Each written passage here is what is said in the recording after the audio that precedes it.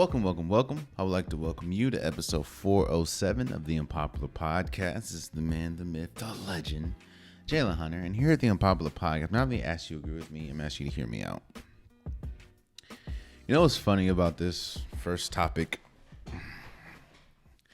You can almost literally go back to the episode around this time and copy and paste that segment to this segment when talking about the NFL Combine. This is almost like an evergreen segment for this time, which is funny to me. So that withstanding, you guys know how I feel about the NFL Combine and my issues with the NFL Combine. Now, the issues that I've had and that I currently still have with the NFL Combine are they haven't changed. I still think the NFL Combine is a lazy excuse to help scouters, team evaluators do their job. Instead of, I don't think that there's nothing in the Combine that can simulate an actual game and that can show me. There's nothing in the Combine that's going to wow me that didn't wow me on the field. And I still have my gripes about why are defensive linemen, why are offensive linemen running the 40-yard dash. You know, when I look at Zach Martin, when I look at Quentin, Quentin Nelson, I'm sorry. When I look at someone like Chris Jones, you know, the first thing what never crosses my mind? Damn, I wonder what they run in the 40. Like, it just, to me, the only positions that should run the 40 are wide receivers, running backs, and possibly quarterbacks. I don't think every other position needs the 40. It just my gripes about the NFL Combine are well noted. But looking back and listening to a couple of those gripes and a couple of those episodes and listening to my quote unquote vigor and my frustration with the Combine, there's kind of a sense and there's kind of a stigma that I hate the Combine or I don't see a value in the Combine, and that's not true.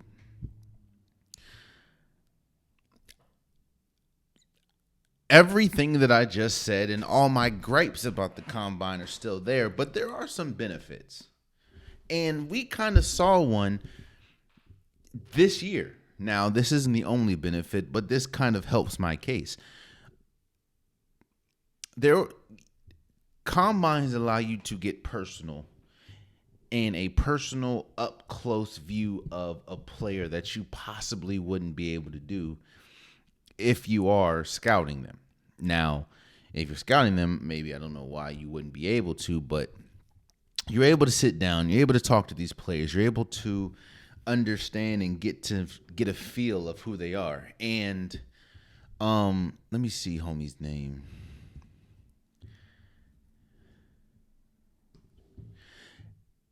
And another thing that you're able to do, and I hope that, I don't think it should affect as far as the future or should affect your draft position, seeing as though it can be fixed. But the draft Combine is able to uncover things that maybe you as a player didn't even understand. For instance, Kool-Aid McKinstry, who was a football player, I think he played for Alabama, yes. He, during the Combine, his medical report came back saying that he has a Jones fracture. Maybe he knew, maybe he didn't know. I don't know. But because of the combine, he was able to know that. And now he's able to get the requisite treatment or surgery. You know what I'm saying? There are benefits to the combine. I will not, nothing that my gripes about it doesn't take away from some of the benefits. But it's still, to me, the issues that I have with the combine are still issues that are there. People doing pointless drills, and you know what it is. And I think I don't want to do this, but I will. I think people, you want to know how the combine and pro days or whatever. Well, let's just say it was combine and pro days. You know how you know that scouts and NFL teams put way too much stock in it? Because look at some of the players that had excellent combines and pro days that didn't turn out good in the NFL. For instance, Zach Wilson. If you would have looked at Zach Wilson, yes, there were some flashes of positivity and flashes of greatness at BYU. But if you would have looked at Zach Wilson, like throughout the whole season, nothing would have told you that he should be a high pick in the draft. Not saying that he shouldn't have been drafted, but he should not have been a high pick in the draft. But because he had an incredible combine, incredible pro day, he gets picked where he gets picked. But if the teams would have done their due diligence and actually watched him live and went to some of his games, you would know, oh, this guy is not a top round draft pick at all. All I'm saying is this. There are some drastic issues that I have with the combine. But with me saying that, that doesn't mean that there aren't really high positives. And I'm not saying that you should do away with the combine, but there should be drastic changes. Changes that I doubt are going to happen because we all love to talk about how the offensive lineman has a better 40 time than some quarterback or something. Which, in what way, shape, or form does that ever matter? Why do I care that a Notre Dame offensive lineman has a faster 40 time than Patrick Mahomes? like what? Who cares? Don't get me wrong. I still think that whatever offensive lineman, if they're good enough to be drafted, no matter if they're fast or not, then, they should be drafted. But what? And again, another talent slip up was Tom Brady, the GOAT. Now, yes, I understand that at Michigan he wasn't what he eventually turned out to be in the NFL, but he was damn good enough to. Bro, Tom Brady at Michigan was still better than a 6th round pick. Which means teams, including the New England Patriots, passed on him several times. Which should tell you that but they passed on because of his measurements and because, how slow of a 40 time he had. You know who had a really quick 40 time? And you know who had a brilliant, like a great combine? Jamarcus Russell. I don't know about his 40 time, but he had a really good combine. Oh, you know who else had a really fast combine? Terrell Pryor. What I'm saying is there's just too much stock that's held with the combine. And I think the biggest issue is it could negatively affect someone that is deserving of a high draft pick because the scouts were too lazy or just didn't find the time to go watch these players live, which doesn't make sense to me. And trust me, while we're talking about the NFL Combine, this isn't just me bashing the NFL, or this isn't just an NFL problem when we talk about scouts and, teams not doing their due diligence. It happens in almost every sport. I mean, a really good example could be or was Nikola Jokic. How is it that a 2-time MVP, possibly a 3-time MVP this year, a finals MVP, and an NBA champion, and somebody that's widely regarded one of the best players that we could have possibly ever seen, fall to the second round? Or another player, a defensive player of the year, a generational defensive talent, and a 4-time NBA champion named Draymond Green falls to the second round. What I'm saying is, to me, the combine was built. I understand that not everyone can do a pro day. You can't go to every single game. But if you have somebody on your board, if you have somebody that you think is good enough, is important enough to draft, why would you not do the due diligence to go and see them multiple times?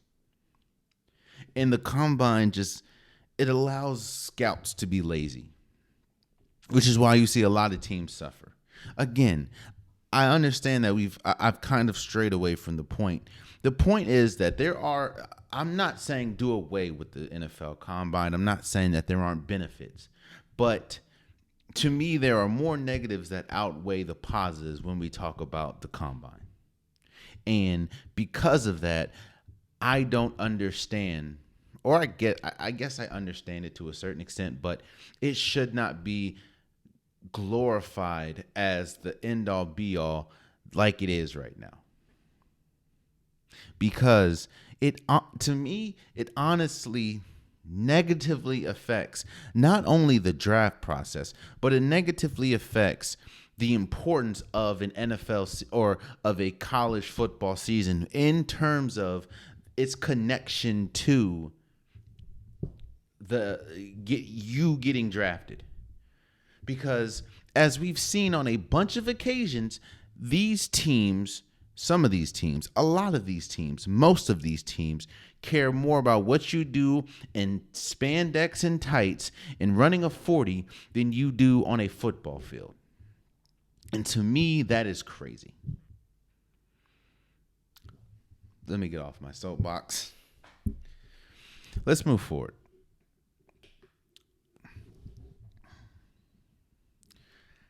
I've addressed this before. I've talked about this before. But we are in new times, and this is definitely a different type of issue now. In fact, when I first talked about this, I was questioning if it is an issue or not. I wasn't saying that it's not here, because it's clearly here. The question was, is it an issue, and will it be an issue moving forward? Well, we are moved forward, and it now is an issue, and that is the scoring boom in the NBA.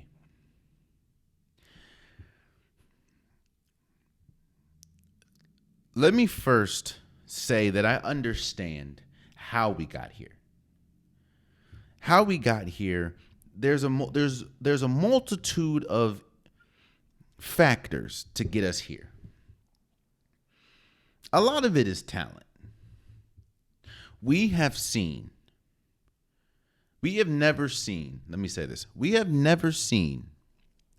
the just sheer amount of offensive talent that in the league currently than we've ever seen. The league is when we talk about skill, when we talk about scoring ability, we have never seen the league be this vast in as a sense of talent perspective. Any given night, almost every single team has a player that you can look up and say, God dang, he has 50? Even the bad teams. We can talk about how bad Jordan Poole has been for the Wizards. Jordan Poole can still put up points. We can talk about how bad the Detroit Pistons are.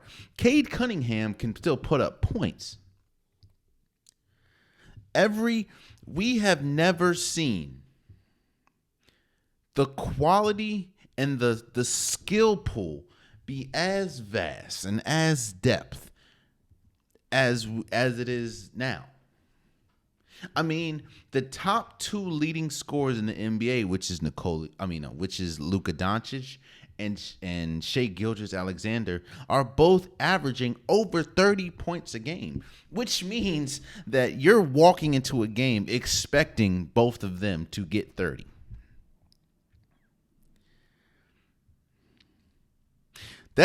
So one factor, obviously, is just the sheer talent that is in the league and the sheer ability to put the ball in the hole.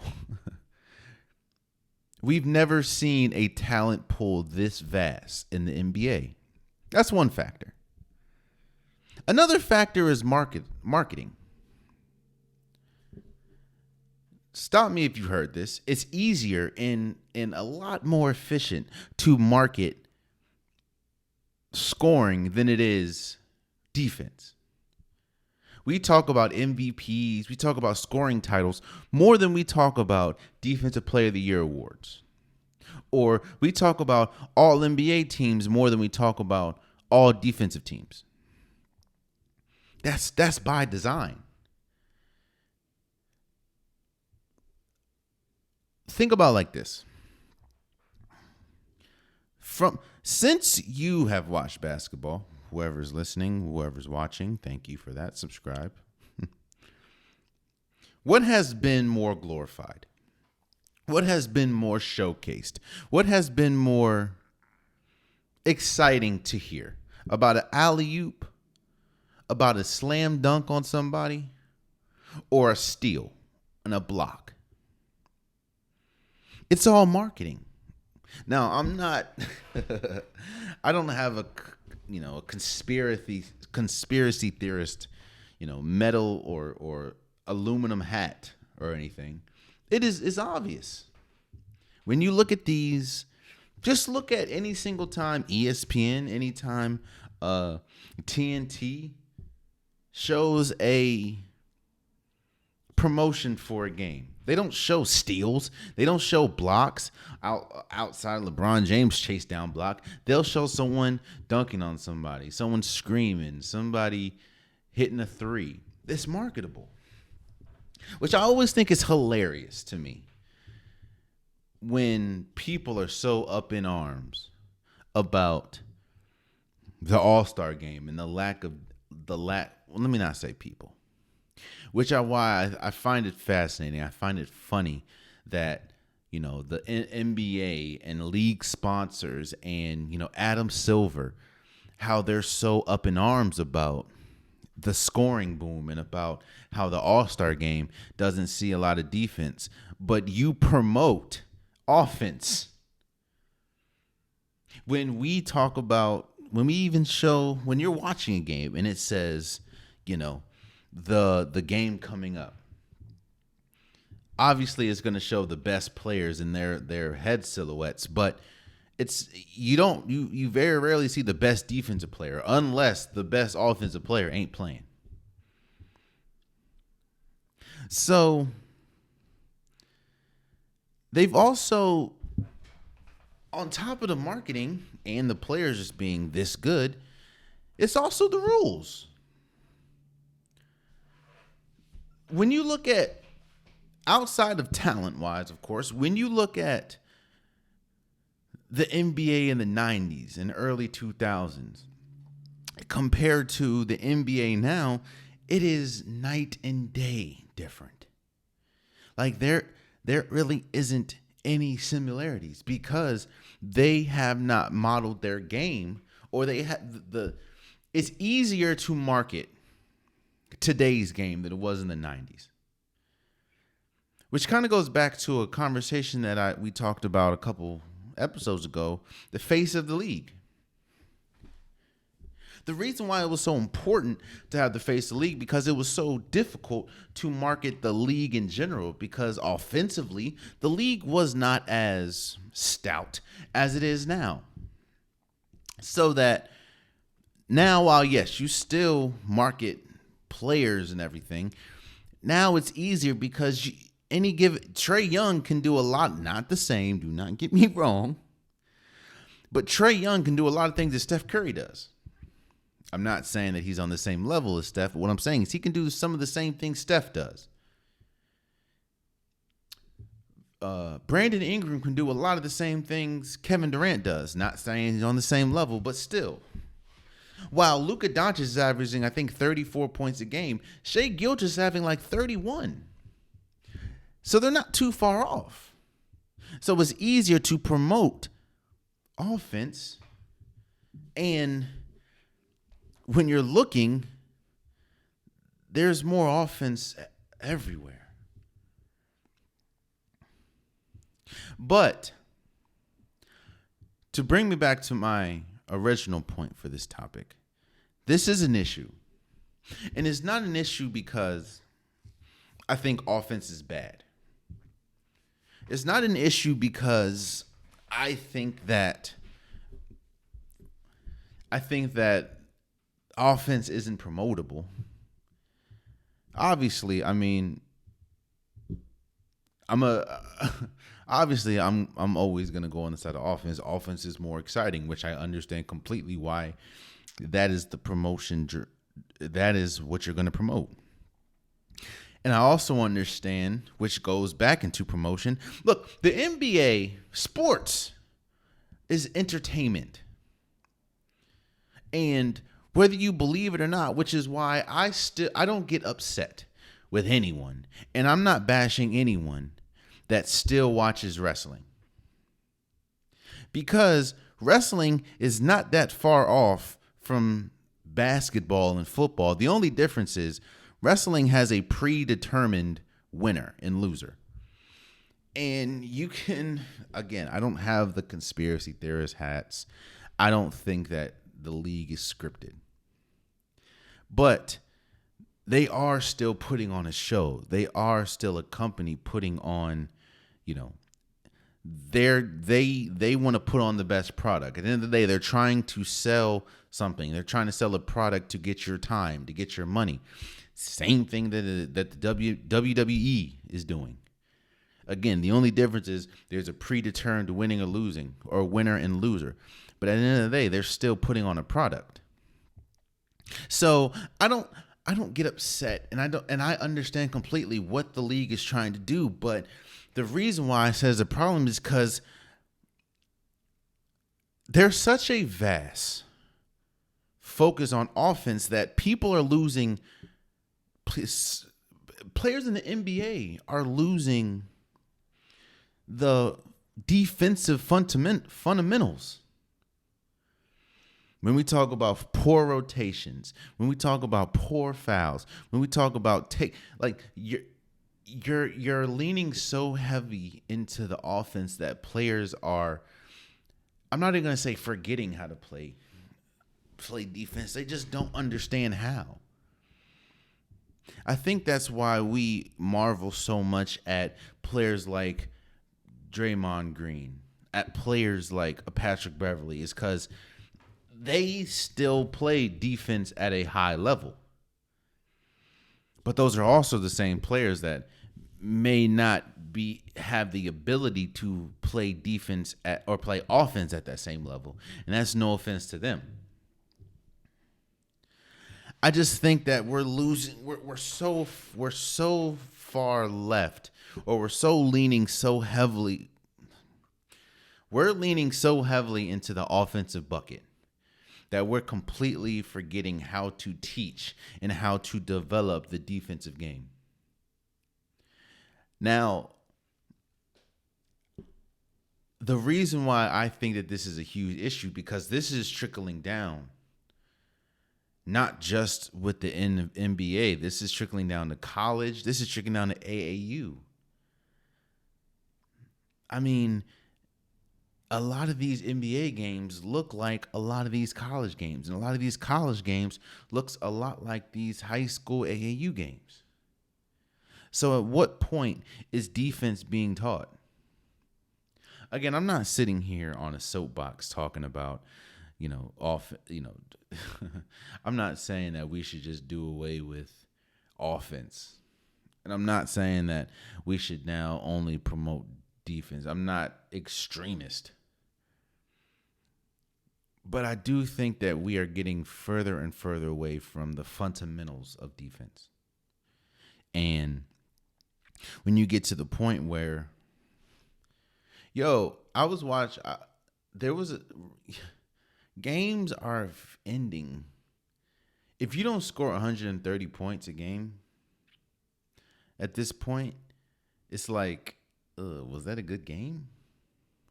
Or if you get a 95 to 98 game, it's like, that must have been hard to watch. Like, that's crazy. It just feels like we're losing recipes. I'm sorry, I had to. But no, it's clear as day.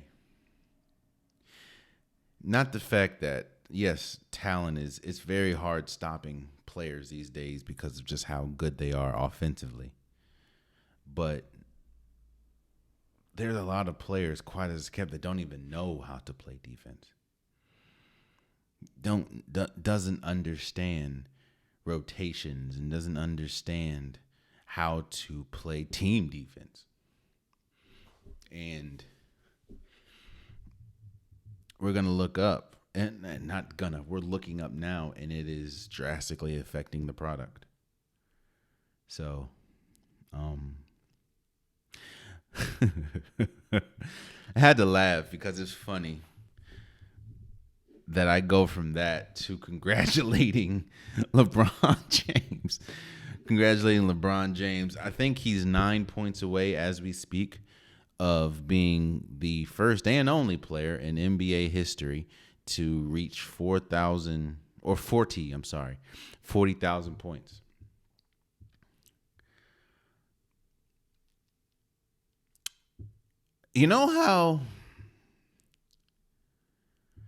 I was thinking while building this show and constructing this show, will there ever be a player, or is there a player now or in the future that can rival not all of the accomplishments that LeBron James has eclipsed over his career, but is there a player that I think can almost hit or get close to hitting this mark? Let me first and make it extremely clear. I do not think there will ever be a player on the same level of LeBron James. You know how they say we'll never see, but in the back of your mind, like, oh, we possibly could. No, we will never see a player like LeBron James. We will never see a player dominate in the same way that LeBron James is dominated. We've never seen a player attack or eclipse stats as much as LeBron James has. And I don't think we'll ever see a player as dominant and as affecting as he is to the game. But we just talked about the scoring boom, and we talked about the scoring typhoon that the NBA is in right now. And quiet as it's kept, there are a few players that I think if they continue, they could possibly reach this mark. Not saying they will be on the same level as LeBron, but Luka Doncic averages 34 points a game. Now, obviously, he doesn't do as much as LeBron James does in his prime or whatever, but you think that Luka Doncic, who averages 34 points and he's like 26, 27 or something like that, you think that he can't get to 39,000 points, 40,000 points? Now, I'm not, again, I know it sounds like it in my head, but I am not minimizing anything that LeBron is doing, seeing as though he is one of one. There has never been somebody that has joined the 40,000 points club. And for that, I completely commend. I don't know if I'm ready. You know what? No, I don't know if I'm ready to say that, but what I will say is LeBron James is the greatest player I've ever witnessed with my two eyes. I've never seen a player, and when I mean witness, I'm not saying like live. I haven't seen him live yet. But what I'm saying is, obviously, when I watch Michael Jordan, I watch highlights, and I understand how good Michael Jordan was via highlights. Of course, I was with most of America watching The Last Dance. I know the impact that Michael Jordan had on basketball and has on basketball. But I'm watching LeBron James in real time. And I know that when you hear people say that LeBron James is the greatest, there's automatically he doesn't know any better stigma, or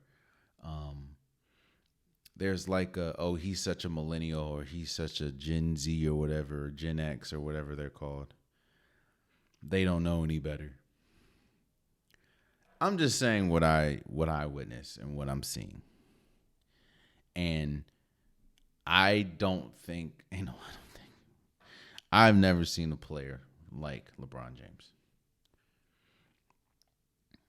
So this isn't me saying that LeBron James is lesser than what he is or has been.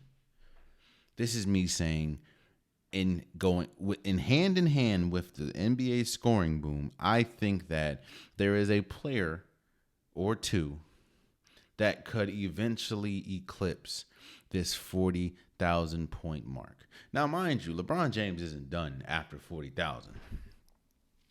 I think that we still have a few really good years of LeBron James. I just think, like, again, LeBron James, in my opinion, LeBron James has never averaged. In fact, we're going to do this right now. Let's see the most points LeBron James has ever averaged. The most points LeBron James has ever averaged in his career is 31.4 points a game. That was back in 2005, 2006. He averaged 30 in 2007, 2008. He also averaged 30 in 2021, 2022. Let me take a stroll over and let me see Luka Doncic for a second. Now, again, I want to continue to reiterate that I'm not saying Luka Doncic is better or will be better than LeBron James. Luka has been in the league since 2018. These last 2 years, he's averaged 32.4, and he's currently averaging 34.4. So you think it is out the realm of possibility that a player like Luka Doncic, who is only 25 years old and been in the league since 2018, and in fact, the lowest he's ever averaged was in 2018-19 was 21. The next year, 28. The next year, 29 if you want to round up. The next year, 28 if you want to round up. You're telling me that man, you don't think that man can get to 40,000 points? That's all I'm saying. I think LeBron James, even though he isn't the biggest scorer ever, LeBron James did benefit from a lot of the rule changes. And I think that Luka Doncic is benefiting from obviously the sheer talent of what he has, but he also benefits from the fact of it's more the league leans so heavily on scoring, you know. But I know that was kind of lost in the sauce, but I do want to congratulate LeBron James for he's 9 points away. So unless something unforeseen happens, he is going to get that to 40,000 and above. So congratulations to LeBron for reaching that mark. So let's move forward. There was a conversation or a conversation, I guess you can say, I heard the other day that I wanted to talk about here. I think Jason Timpf said this. He is a basketball contributor at The Volume. Shouts out to him. Shouts out to The Volume. And I think he pretty much said that the ceiling, the greatness of Nikola Jokic will surpass that of how great Steph Curry ever was or how great KD ever was. Like, when we talk about the GOAT status, Nikola Jokic has an opportunity to get closer to that GOAT status than Steph Curry and Kevin Durant was. And I want to sit on that for a second.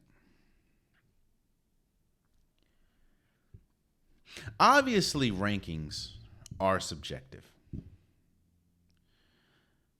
As far as when we talk about greatness debates. Now, do I think that greatness is subjective? No. I think maybe the level of greatness is subjective, but excuse me. Dang. I thought that was Paul. My fault. I don't think greatness is subjective. Maybe ranking it and the level of it, but you know when someone is good, you know when someone is great. There are obviously levels to it, but you know he is on a greatness level and he is on a really good level. Obviously that's still in a sense subjective, but this whole conversation is subjective.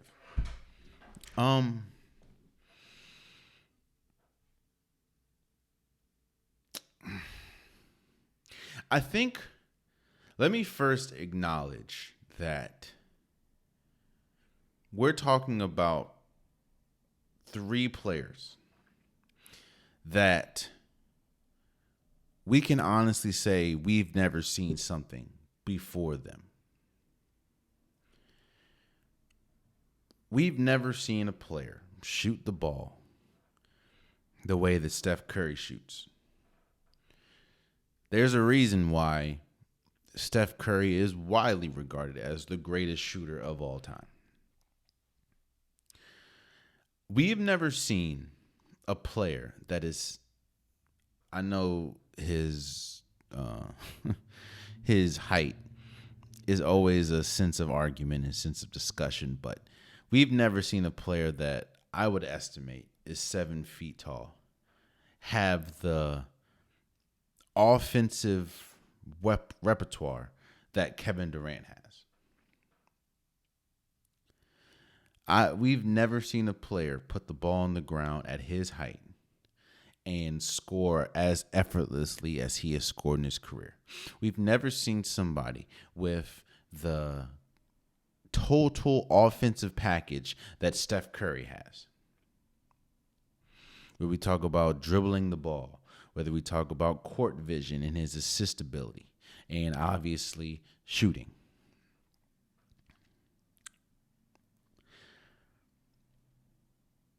And with Nikola Jokic, even if his career stopped today, let's go that route. Let's say Nikola Jokic's career stopped today. I think, let me say this. If Nikola Jokic did not play another dribble of basketball, I think Nikola Jokic is a top 5 center we've ever seen, arguably. And I say that in the sense of when we talk about the total package, the complete package, there's things that Nikola Jokic has done that centers have for years we've never seen. Like I've never seen a center have the court vision that Nikola Jokic has. I've never seen a center have the dominance and the creativity in the paint that Nikola Jokic has. Not saying that he's the most dominant player. I'm not saying he's the most creative, but when we talk about a complete package of a center, Nikola Jokic, it doesn't get much better than that. But again, it goes back to subjectivity and what you value.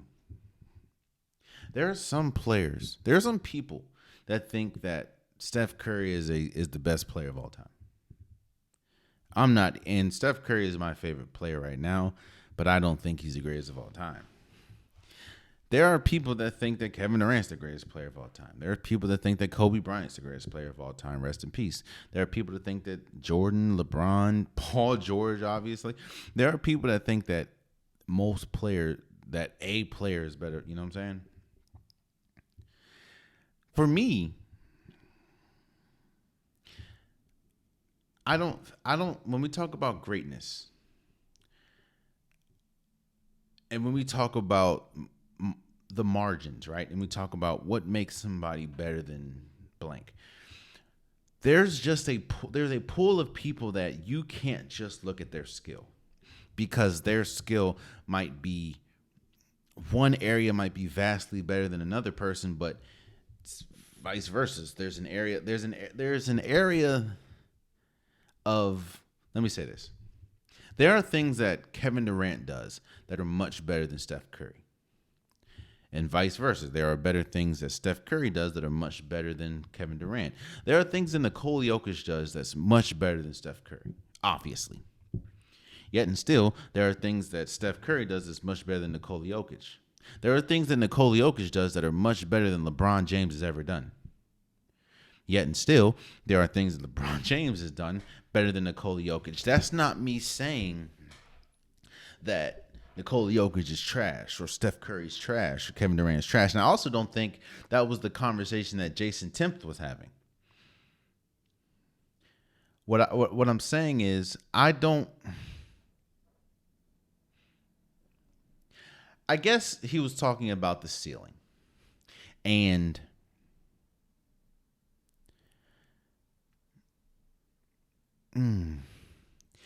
to that extent, I don't know, and I don't agree.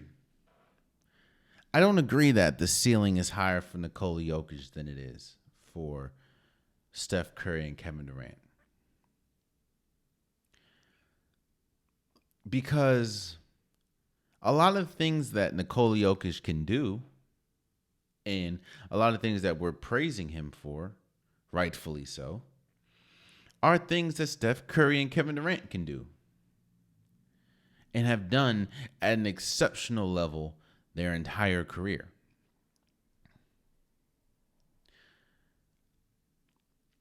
The reason why I have to think hard about this, and this is no offense to him, this is no offense to anyone, this is honestly a conversation to big up who we're talking, but I think Nikola Jokic has the ability, and this hurts me to say this, but I think Nikola Jokic does have the ability to, at least in my rankings, overtake Kevin Durant before he can overtake a Steph Curry.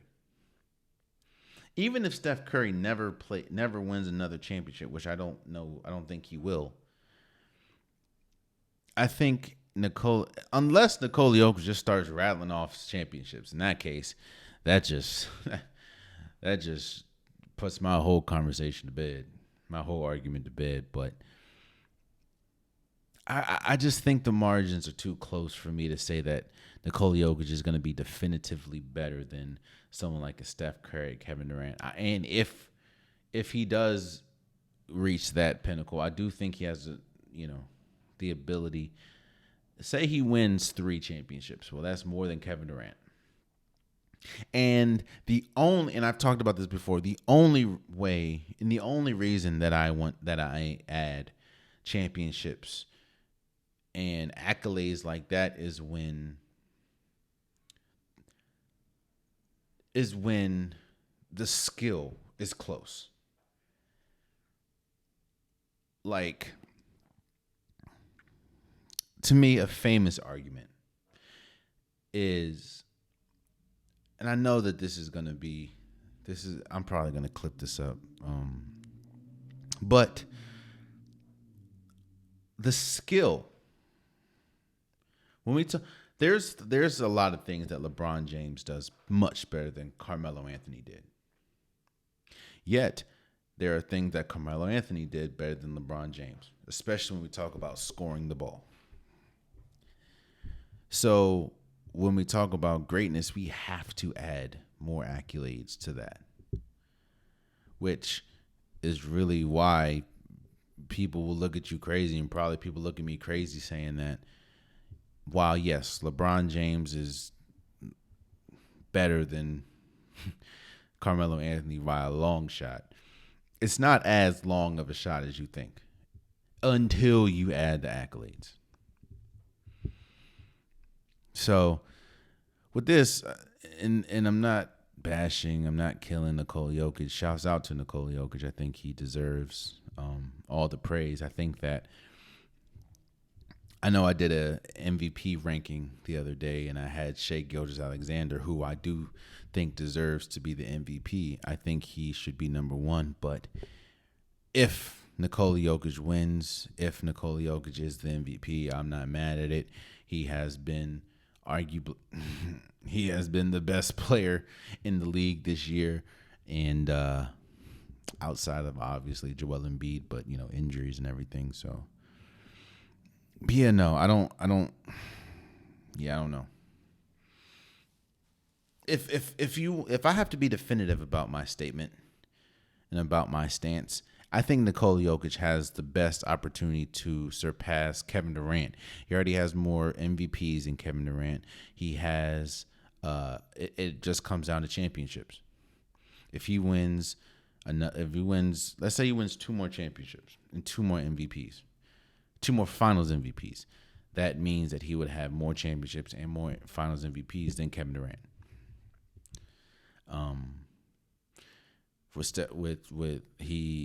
He's at Steph. He beat Steph him and Steph are tied with regular season MVPs. They're tied with Finals MVPs, even though I think if Nikola Jokic wins another one, he's going to win it again. The only thing that he has over Steph is the nothing. Nothing. He has 1 Finals MVP, 2 regular season MVPs, tied with Steph, and he has 1 championship. Steph has 4. So we'll see. We will see. Moving forward, I do want to shout out and congratulate Caitlin Clark for a couple things. She, if I remember correctly, and if I read this correctly, she recorded. Last time we talked, let's first start here. Last time we talked, she was on the verge of scoring the most points in college basketball history for the women's side. And I think she's like maybe 10, 15 points away from beating Pistol Pete Maravich's, I think, most in D1 history. As we speak, I think a few nights ago, she recorded her 6th triple-double. And I think she has the most triple-doubles in D1 basketball history. Both men's and women. I'm not sure men's, but for sure the women's. And she just announced that she will be going to the WNBA after this season. She's already projected as the number 1 overall pick. She is, the question wasn't where she was going to get drafted. It was, is she going to put her name in the draft, or is she going to go back to school where she has an opportunity to possibly make more money in college with NIL deals than in the WNBA?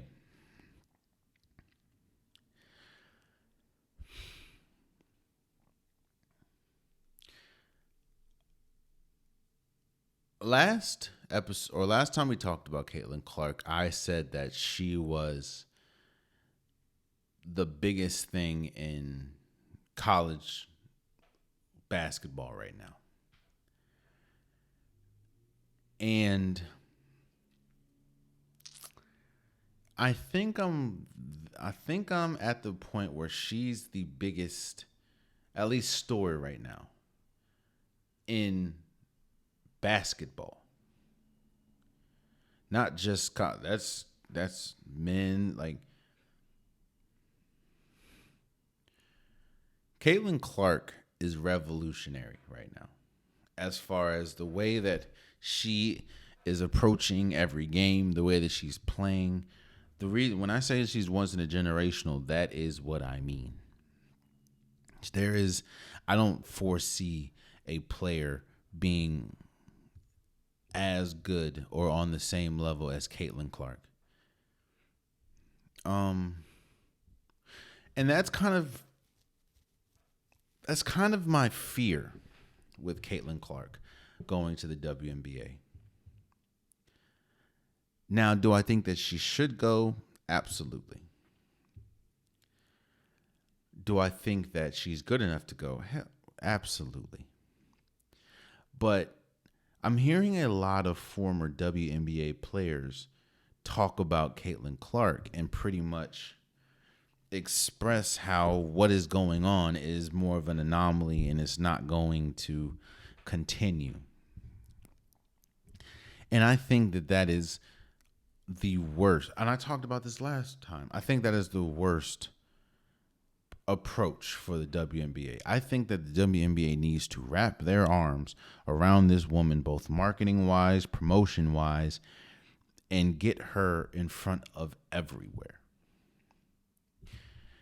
The WNBA has struggled, and I mean struggled, finding the face for them, for your league. Now, don't get me wrong. There has been some incredible players, whether we talk about Lisa Leslie, we talk about Tina Charles, we talk about Diana Taurasi, Candace Parker, Maya Moore. There have been a pantheon of great, incredible WNBA players. Cheryl Swoops. But when we talk about the face, like when we talk about the first thing you think of when you think of the WNBA is what? The first person you think of. Usually it's a different question, different answer. Now, it's not a different answer because, people just have different opinions. While that is that is a reason, that's not the biggest reason. For instance, you go to a basketball novice and say, yo, when you think of the NBA, who's the first thing you think about? You're going to get different answers, but I'm sure the majority of the time you're going to get either 3 answers, maybe 4 answers. You're going to get LeBron James, Steph Curry, Michael Jordan, or Kobe Bryant. That doesn't take away from anything those other players do, but those are the 4 names you're going to see. You're going to more than likely hear. I'm almost sure I go to those same people and ask, yo, when you think of the WNBA, what's the first name you think of? It's going to be extremely hard to get a regular name. But if I say, if I talk about college basketball right now, I'm not even gonna preference it by saying woman. If I say college basketball, I'm almost sure I'm gonna hear a lot of Caitlin Clark. The WNBA has to wrap their arms around her skill, has to wrap their arms around their promotability, and not do the whole, that's not gonna work in this league, Nick, bruh. People are not going to like me saying this, but I will say it. Caitlin Clark right now is better than a lot of WNBA players. And she will be better than a lot of WNBA players. I'm not saying all, but I'm saying there. Come on. So we talk about the issues that the WNBA has had with promotability. Your a lifeline is coming. And she didn't even have to come. But a lifeline is coming. Do everything you can to promote this person. And I promise you, you're going to see an increase. And if you don't believe me, just look at name me another player that played Iowa basketball that had the same buzz, man or woman. Name me the same Iowa basketball player that had the same buzz, that had a jam-packed arena, that had people, that had in Iowa, that had a sold-out arena, multiple sold-out arenas. In fact, the whole season has been sold out. Name me another Iowa basketball player. I'll wait. Do not fumble this bag, WNBA. Promote your players. And you're about to get arguably the player that I'm not saying that she will be better than all the players I previously talked about in the WNBA. I'm not saying she's going to be better than Maya Moore, Candace Parker, or Tina Charles, or Lisa Leslie, or Cheryl Swoops, or Diana Taurasi, or Sue Bird, or Breonna Stewart, or Asia Wilson. I'm not saying Caitlin Clark is going to be there. But what I am saying is that promotability-wise, she is better than all of them. And y'all know, people know, if you've listened to me talk, if you listen to this podcast, you know how much I love Asia Wilson because she is just an incredible basketball player. Asia Wilson, someone that I truly appreciate as a basketball player, does not have anywhere close to the same amount of promotability and marketability that Caitlin Clark does, and it's not because of a white and black thing.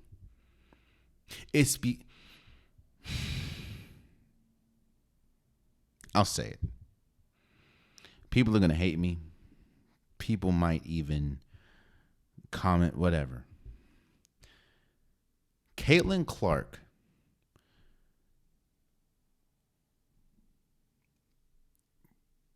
plays as close to Stephen Curry and plays as close to the way that the NBA is marketing themselves, closer than any player in the WNBA. And that, for instance, you know who else plays as close to the NBA, especially when we talk about their three-point brilliance and just how good they can shoot? Sabrina Nadescu. And you know, and let's just say it's not just a coincidence that Sabrina Nadescu was the first player in WNBA history to headline an event at NBA All-Star Weekend with none other than Steph Curry. Is Sabrina Nadescu the best player in the WNBA? Of course not. But is she one of the most marketable?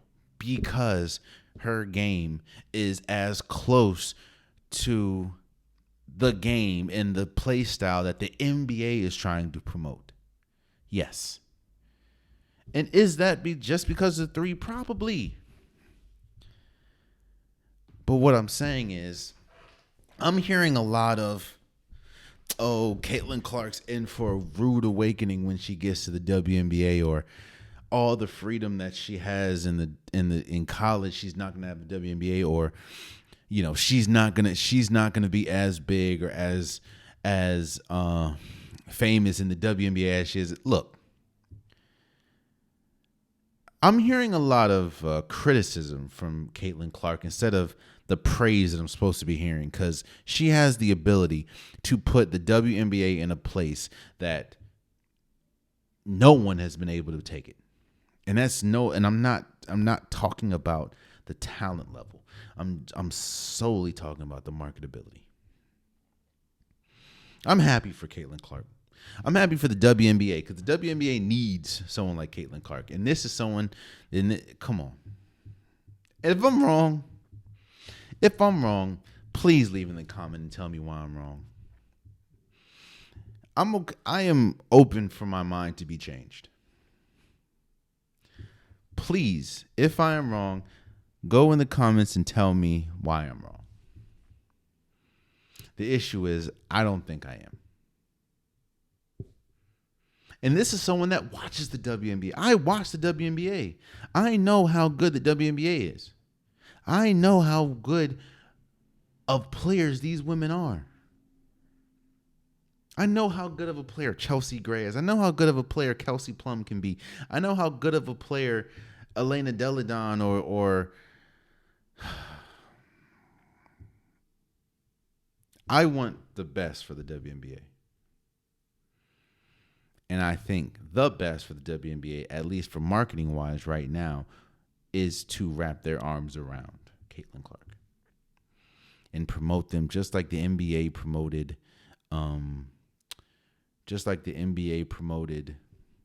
LeBron James, just like they promoted, players. The WNBA has a player that, and I'm not saying will be LeBron, but marketability, she's on the same level of LeBron. She's on the same level of Steph. Marketability, I'm not saying talent. So promote her like such. And that doesn't negate, and that doesn't take away from the greatness of other players. We're solely talking about promotability. I'm not even saying she has to win or she's going to win a championship. I'm not saying that. But what I'm saying is, don't let this opportunity slip through the cracks, or don't do the whole she has to take her licks as a play. Nigga, but what? All right. Lastly, before we go, I'm not going to call this an unpopular topic of the day. I'm going to call this I don't know what I'm going to call this. I'm just going to call this the last topic of the day. I don't know if this makes me a hater or not, that I'm pointing this out. Maybe I get the Player Hater Award this year. I don't know. But I wanted to congratulate and shout out Austin Matthews, the center for the Toronto Maple Leafs, for having 53 goals this year as we speak, which is the most in the NHL right now.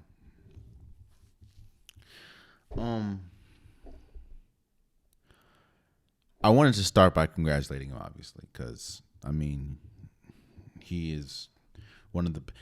is and has been one of the best players in the NHL since he's been in the league, and he's only 26. So he is. Hold up. Hold up. Damn. Yo, that really just hit me that Austin Matthews is 3 years younger than me. God.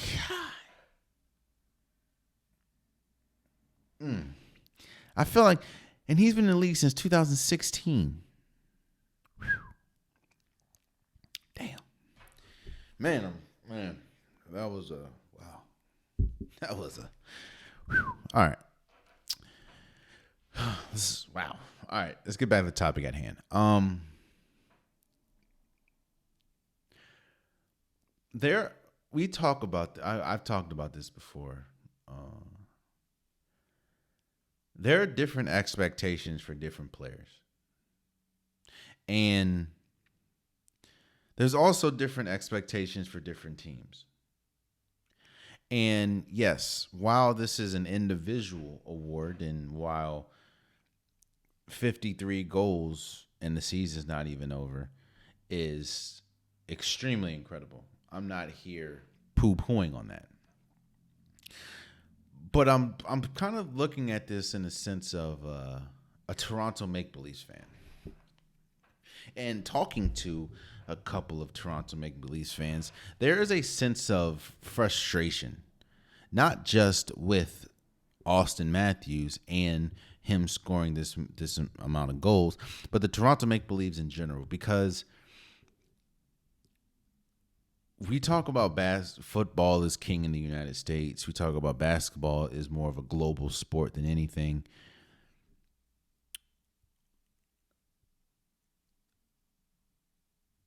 NHL, hockey in Toronto and Canada is God. Like, they love hockey more than anything else in Toronto. I mean, in Canada. And you know how let's bring it here. You know how people get upset with the Dallas Cowboys because they haven't really seen success in a while, yet they're touted as quote unquote America's team, and they are considered, one of the greatest franchises in this, that, and the third. Well, the Toronto Make Believes are kind of on the same level in Canada. They had early success, extremely early success, and they were incredible. I mean, they were a dynasty pretty much in the 60s, 70s. But they haven't really seen much success in recently, and they've had incredible teams. I mean, Austin Matthews has been one of the best players. Yet and still, the last Stanley Cup they won was in 1990. What? Yeah, the last Stanley Cup they won was in 1963-64. They have 13 Stanley Cups. And the last divisional championship they won was in 2021-2022.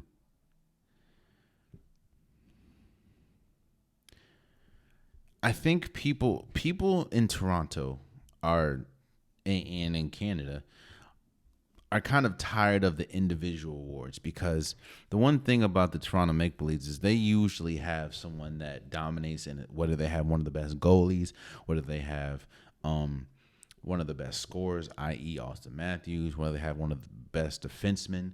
They usually have a great player, but it obviously has not produced a championship since 1963-64.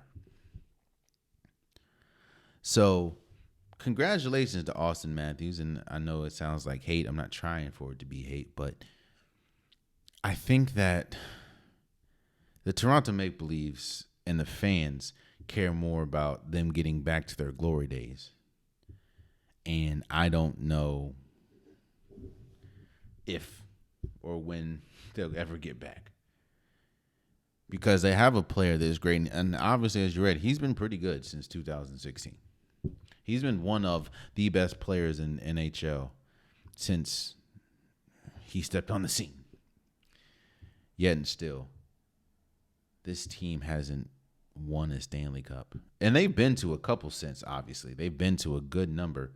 But when we talk about epic collapses, they've had some epic collapses in the NHL or Stanley Cup playoffs. That's all I'll say. And there you have it. That's been today's episode of the Unpopular Podcast. I truly, truly appreciate you guys. If you want a Popular Podcast shirt, hoodie, sweater, long sleeve joggers, the link is in the description below. I have multiple different colors, multiple different designs. Get your Unpopular Podcast merch today. Also, please subscribe to wherever you're listening. Please subscribe to the YouTube channel. I'm trying to reach as many subscribers as I can. So if you like the content, tell a friend to tell a friend to tell a friend to subscribe. If you get to this point and you haven't subscribed, I don't know what to tell you. Just subscribe, man. Please hit that button. Also, if you do listen on the DSPs, whether that's Apple Podcasts, whether that's Spotify, SoundCloud, please follow or subscribe. It definitely means a lot. You guys are just as important as my YouTube audience, and I would like to grow my DSP audience as well. So please subscribe or follow. Also, please follow the socials. Follow Instagram, follow TikTok. I post pretty much daily there. That's if you really want to debate with me, if you want to go back and forth, the socials is probably the quickest place to do that. Yeah, I don't mind going back and forth. I like going back and forth if it is a fruitful and if it is a respectful conversation, debate. I understand that you're not going to agree with everything I say. I'm probably not going to agree with everything you say. That doesn't devalue what you're saying, and that doesn't devalue what I say. It's just we have two separate opinions. And if you can be respectful, I don't mind going back and forth. It's fun, So please subscribe, please follow. And until next time, much love.